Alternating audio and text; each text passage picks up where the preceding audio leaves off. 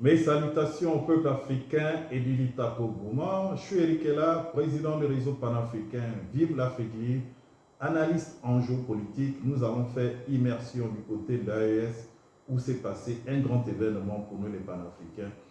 Vous savez que l'AES aujourd'hui représente pour nous le symbole de la lutte même de la véritable souveraineté des peuples africains à travers ces trois pays qui ont mutualisé leurs efforts et qui forment aujourd'hui un seul pays pour lutter justement contre le terrorisme, contre les impérialistes, contre tout ce qui peut permettre à l'Afrique de ne pas pouvoir s'émanciper. Donc il y a eu ces retrouvailles au niveau de Bamako qui était la capitale justement l'AES, vu qu'Assimi Goïta était le président de cette institution. Il était temps de faire le bilan et de passer le flambeau à un autre président. Bilan plutôt positif parce que dans ce bilan, nous avons vu une force d'interposition de l'AES qui s'est mise en place avec un budget alloué à cette force, avec des démembrements dans différents pays. Nous avons vu une mutualisation des forces de ces trois pays sur le plan économique à travers la banque d'investissement qui va permettre de soutenir justement l'émancipation des infrastructures au niveau de l'AES.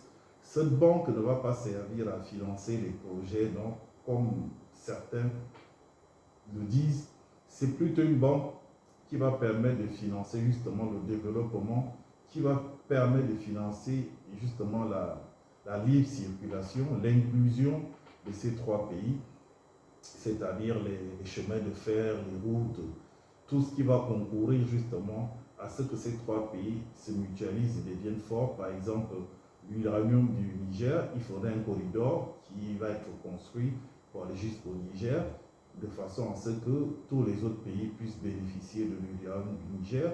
Ça va être pareil pour l'or et beaucoup d'autres métaux. Vous savez que c'est des terres très riches et très rares, comme on les appelle, au niveau de l'international.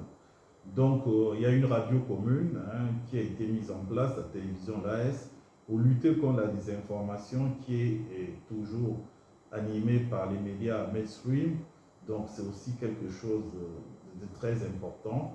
Le siège de cette radio et télévision est au niveau du Mali, une infrastructure moderne, très attractive. Pareil pour la banque des investissements, une très belle banque, un très beau bâtiment. On a visité et ça fait plaisir de voir que les Africains peuvent travailler ensemble, peuvent se mutualiser pour être forts. Et c'est le rêve de tout Africain qui a toute sa tête, c'est de voir l'Afrique unie pour que nous aussi, nous puissions jouer un rôle sur le plan international dans la géostratégie, que nous ne soyons pas là comme des spectateurs ou des marchepieds ou une terre d'essai où tout le monde vient faire ce qu'il veut. On voit ce qui se passe à Goma, au niveau de la RDC Congo, au Soudan, etc. Donc au niveau de l'AES, malgré la contre-offensive des terroristes qui sont financés par une certaine communauté internationale, un groupe d'intérêts internationaux qui est là pour vouloir toujours déstabiliser l'AES, nous voyons tous ces efforts qui sont faits par ces pays en se mutualisant. Nous voyons aussi par la même occasion le développement qui accompagne aussi ce pays parce que c'est vraiment le laboratoire pour faire comprendre aux Africains qu'il est possible de mutualiser nos forces, il est possible de faire il est possible de pouvoir éradiquer nos divisions ethniques dues à la manipulation, etc.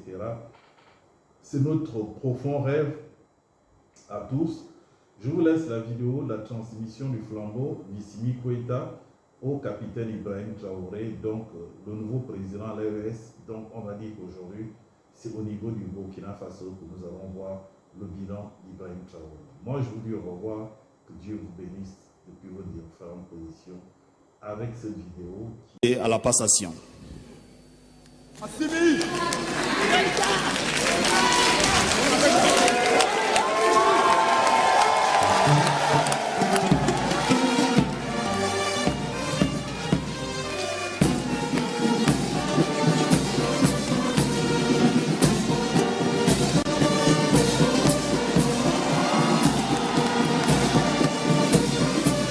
Merci, merci.